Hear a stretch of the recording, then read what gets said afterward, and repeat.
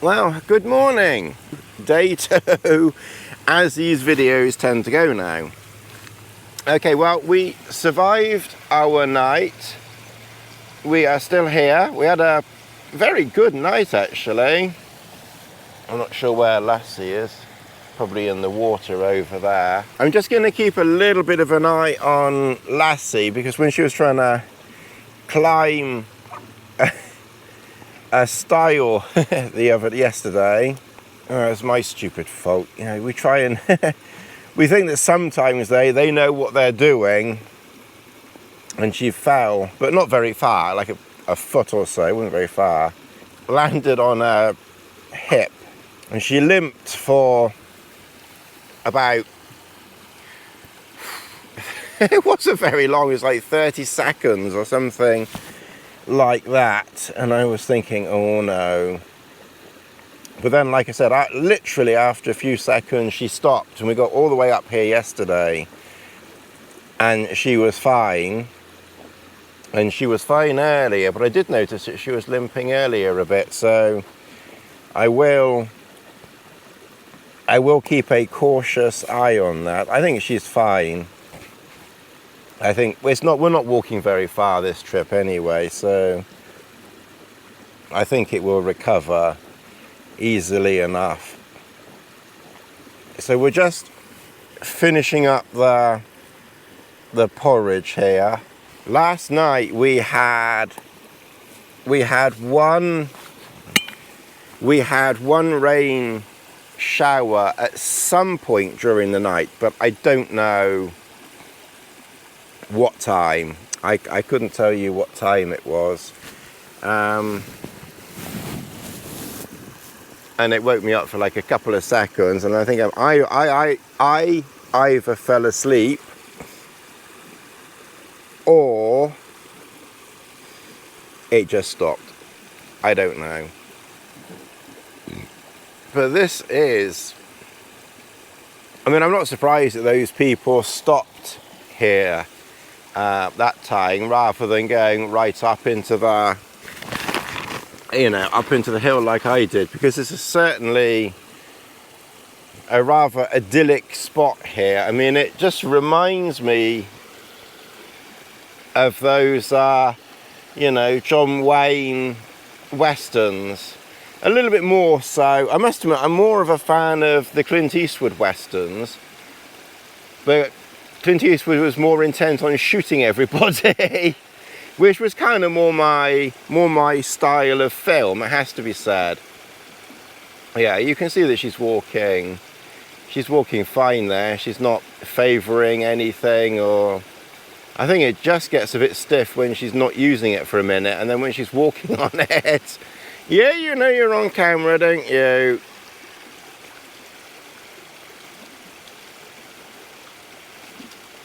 Yeah.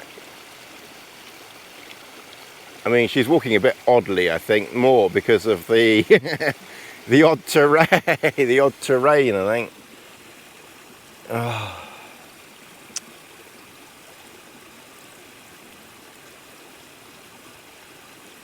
Honestly, we could kick ourselves sometimes. We love these dogs so much. She's 9. She'll be 9 this year. At the end of this year, she'll be 9. For the love of effing God, where's 9 years gone? I remember when she was like a little puppy. 9 years. I mean, we should get another.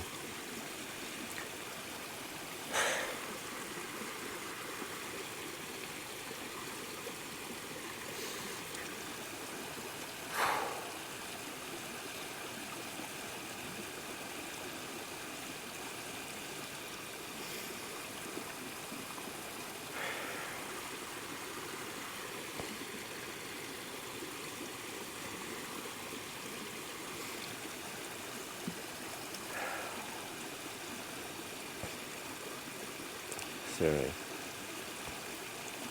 There's just a lot going on.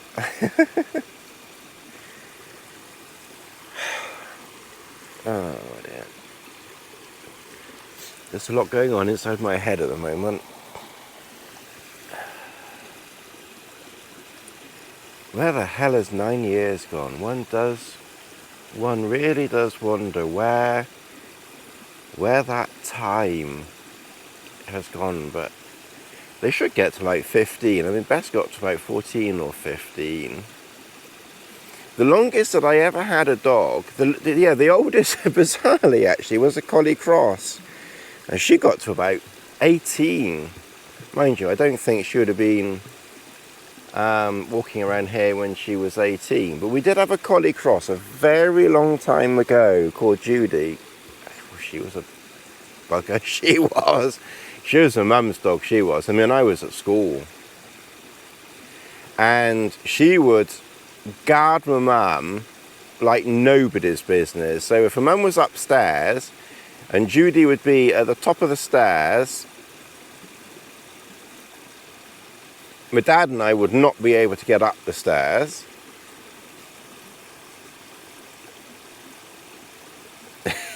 If Judy was in her mum's car, nobody else could get in the car. My dad and I, oh thank you, that's very nice, thank you Lassie. Nobody else could get in the car. I mean, what would have happened if we'd have actually opened the door? I don't quite know, but we were never quite brave enough to open the door. When you had this sort of predator inside growling and snarling and barking at you. I mean, Judy was the best defense you could ever get because nobody was going to get near her. Oh, she was a funny one. She was definitely mum's guard dog, I think. But she went on until she was like 18 odd. And God, there's two people over there. Where the hell did they come from? They must have walked right behind us or something. Very odd. Because there is a path behind. I'm surprised Lassie didn't bark. Probably more intent on the water. But yeah, there's two people over there, and they're not exactly inconspicuous in bright white and orange, and a lime-coloured pack. I reckon the front one's the bloke carrying the pack as usual. And I think the one at the back's probably a girl. It's got looks like a ponytail. Can't quite tell, but it looks like a ponytail. I must admit, that's the one thing that I miss the most about coming out here. Whilst Lassie is absolutely fabulous, I do miss female company out here. That's the one thing I miss more than anything on earth, I have to say. I really do miss the days long ago when I used to come around here with Sue. Okay, we didn't camp, but dragged her out here for our honeymoon. Everyone does honeymoons like this now, but I don't know whether many people in the early 2000s dragged their brides up mountains and things like that. I'm sure some did. Some probably did even more wacky thing. Look at that ridiculous daft dog. Oh God. So yeah, so Judy got to 18. In all honesty, we probably should have had her. I mean this nicely. You know, put down about 6 months before that we actually did, because she had a pretty grotesque lump on her side. And I don't know whether it was cancerous or not. It probably was. But the vet, given her age, the vet didn't want to remove it. So we obviously had no choice but to, you know, just to leave it. And we kind of left it, and it got bigger and bigger, and it got pretty disgusting. And of course then she couldn't walk very well, and she couldn't do her toilets properly, and it was just a very messy business, as it were. So, you know, we probably hung on a bit longer than we really should have done, in all honesty. But anyway, but she got to 18, and we've not yet had a dog surpass her, not even close. My real beloved Sasha that I had like in the 90s, late 80s, 90s and early 2000s, I thought that she would surpass Judy because she was so fit. She was like a bloody Terminator on steroids. But she was a very gentle Terminator. She was like a Terminator 2 on steroids. And really, she was so fast and so fit. And then she got to about 14. It was like her fitness literally caught up with her. And maybe if she'd have run a bit less, chased less balls or something, maybe she would have gone on a bit longer, I don't know. But bloody hell, it was like she just was just running, you know, chasing balls and ridiculous things like that. She was so unbelievably fit.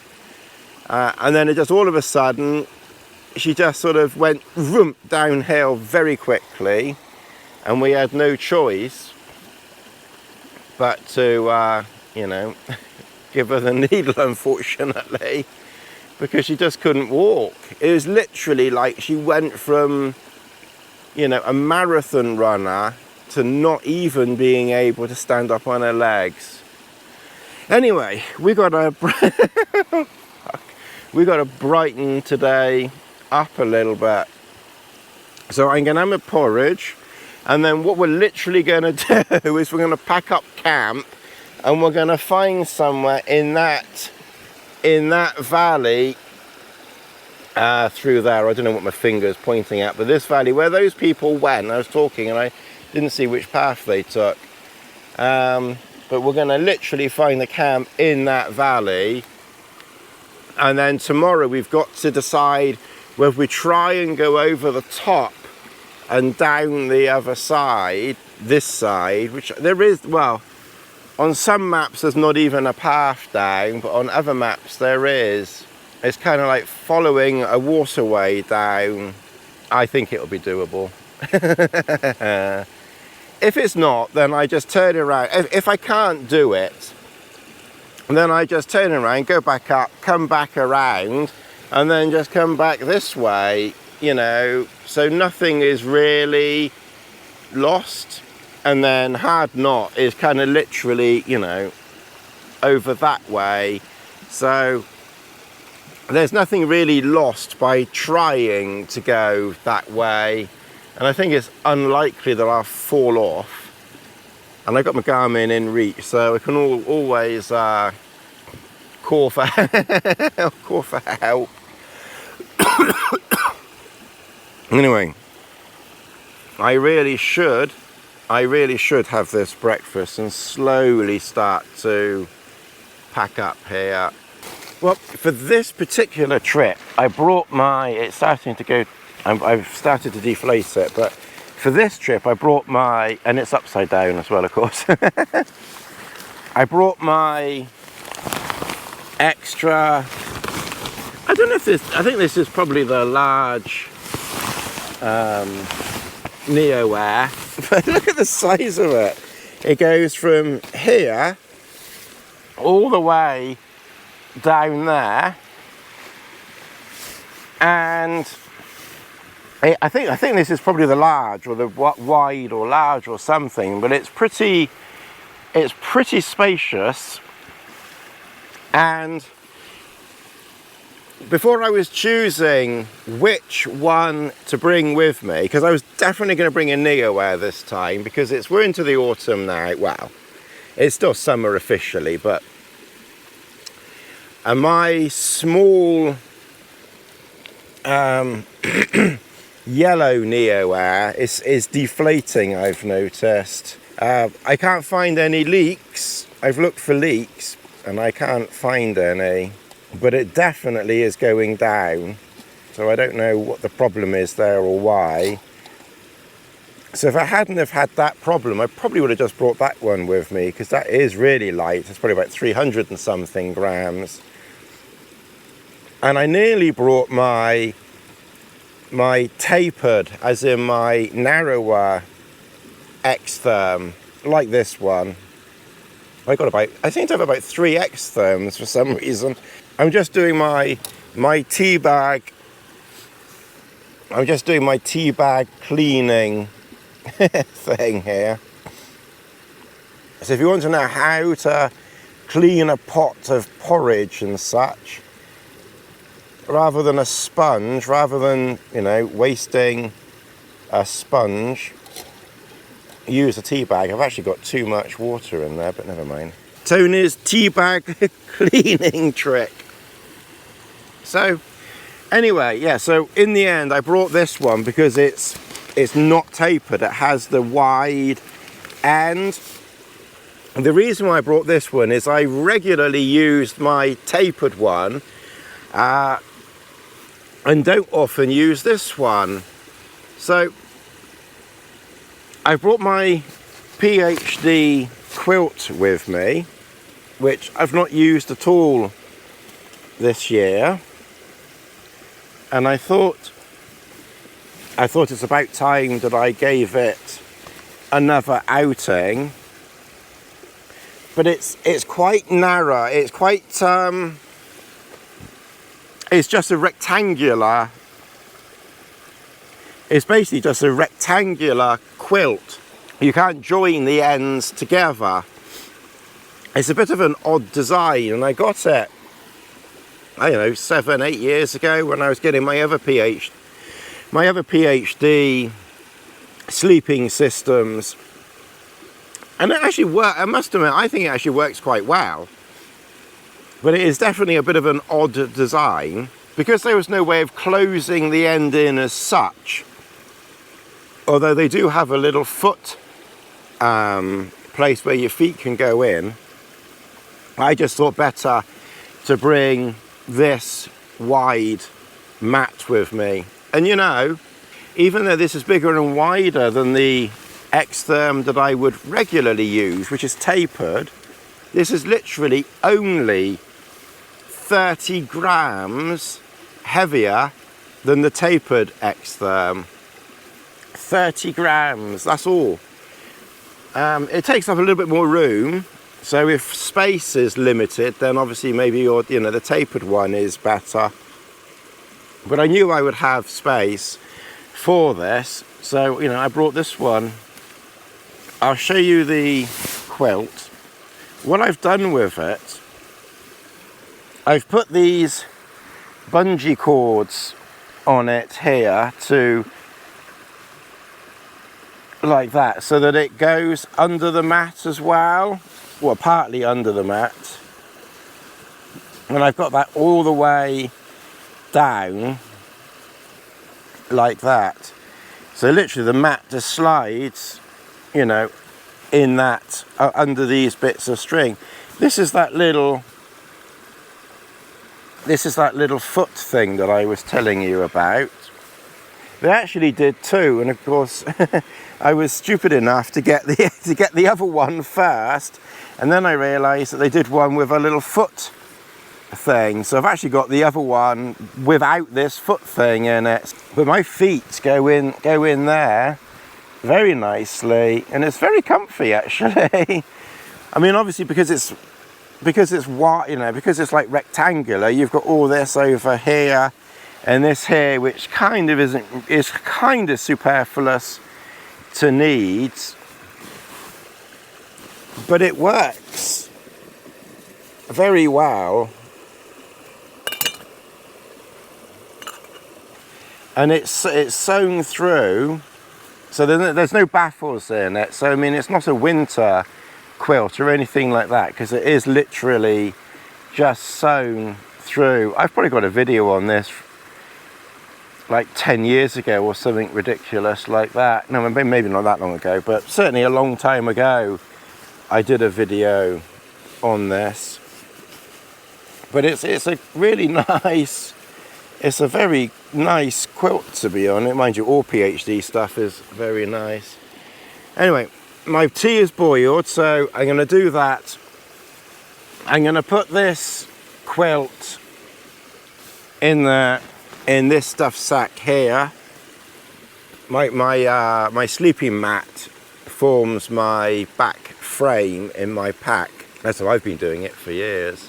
But we're really quite cozy here. I mean, we're just inside the door, And you know, and here I've got plenty of headroom. Obviously if the rain came in this way, you'd be in a little bit of shtick. I actually just think that the wind is blowing slightly towards us here. That's the only thing with using a tarp in the mountains like this. You know, even if the forecast is saying that the wind is doing one thing, when you're actually in the mountains, I think because you're in the mountains, the wind does odd things. Lunchtime, and we're still here in camp. We're slowly packing up. Of course, Lassie's woken up now. I started talking. We've done some packing there. We're just watching a film. My trousers, which were wet last night, I've hung up to dry with my socks up there. Although realistically, it's a bit pointless drying out socks, but it's always nice to try and put on dry socks. My hat's starting to dry. In fact, my hat's pretty dry now. My shirt's dry. So everything that was wet yesterday is pretty much dry. Even my shoes are still wet. Well, they're not going to dry that quickly, are they? But we're definitely getting drier. So it's the usual mess around here. Obviously, a lot of this, there's nothing behind me now. These are really just incidental bits that will just go on the top of the pack and that type of thing. So yeah, that's about it for an update. We're literally in camp. It's coming up to 1. It would be nice to try and be, I don't think we'll be gone by 2, but it would be nice. We'll try and get everything, you know, packed away around about 2, and then heading in that direction. So yeah, so that's basically my snack there. I might have one more pack, I'm not sure yet. I've brought enough crackers for 3 packets a day.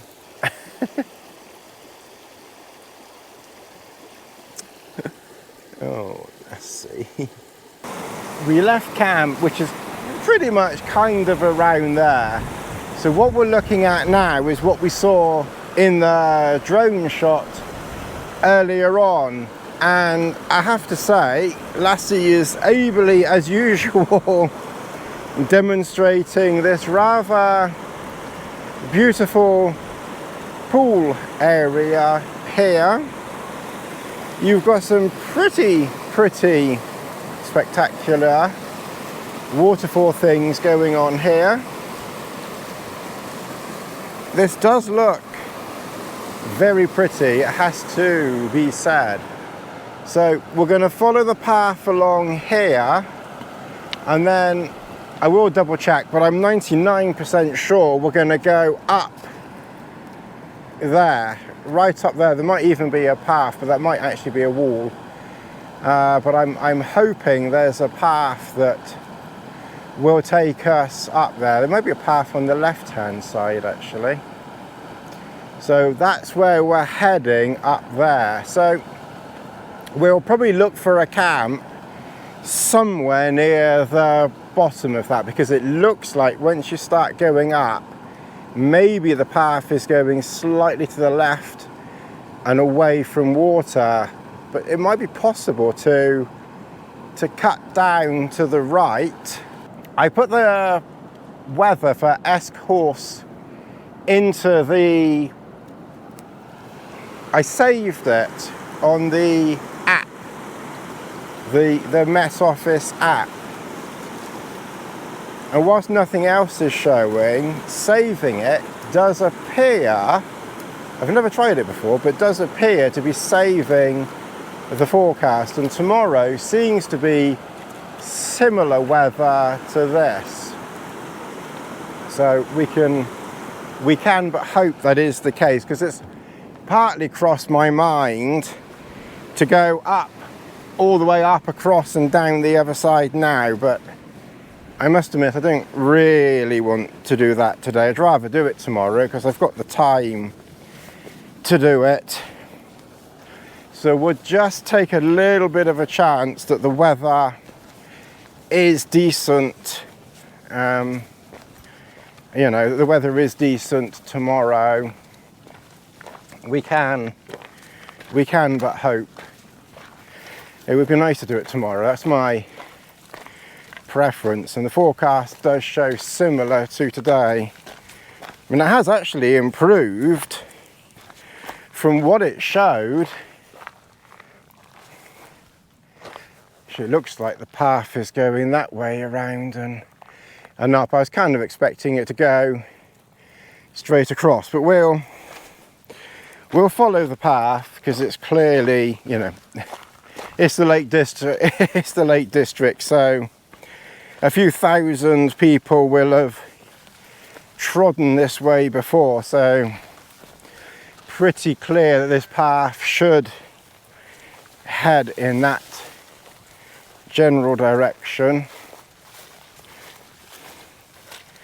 even though it's a bit wet here. I don't know why the path doesn't go straight on. 20,000 million billion people before me obviously know better, so we'll follow this path. It's bound to go right. If it doesn't go right, then well, we'll go right anyway. Okay, right, well, I'll keep walking and I'll check in with you a bit later. So we're heading directly up that valley over there. Like I said, I will just double check the map, but it's the only valley that makes any sense to be going up. So it just took me a moment, but I found these stones down here. So basically you kind of come down here, step here carefully. This is where poles, you know, really are useful because they can help you balance on quite precarious stones. And then we come up that way.